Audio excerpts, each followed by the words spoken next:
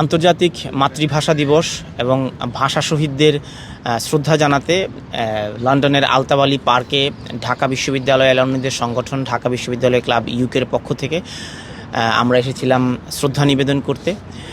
আমরা ভাষা শহীদদের প্রতি জানাই বিনম্র শ্রদ্ধা এবং ব্রিটেনে নতুন প্রজন্মকে বাংলা ভাষার প্রতি, সংস্কৃতির প্রতি আগ্রহী করে তুলবার জন্য পিতামাতাদের আরও বেশি যত্নশীল হওয়া দরকার।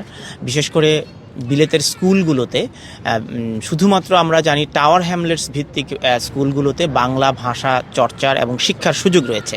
এটিকে কিভাবে জিসিএসসিতে অন্তর্ভুক্ত করার, অর্থাৎ আন্তর্জাতিক ভাষা হিসেবে বাংলা ভাষাকে জিসিএসসিতে যাতে অন্তর্ভুক্ত করা যায়, সেই চেষ্টাটি করবার জন্য ব্রিটেনের যে সমস্ত সামাজিক, সাংস্কৃতিক এবং রাজনৈতিক সংগঠনগুলো রয়েছে তাদের উদ্যোগ নেওয়া দরকার।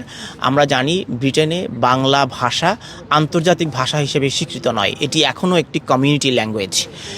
এই কমিউনিটি ল্যাঙ্গুয়েজ থেকে বাংলা ভাষাকে আন্তর্জাতিক ভাষা হিসেবে স্বীকৃতির জন্য সকলের উদ্যোগ নেওয়া প্রয়োজন এবং এই ভাষা চর্চার জন্যে নির্দিষ্ট বরাদ্দের প্রয়োজন।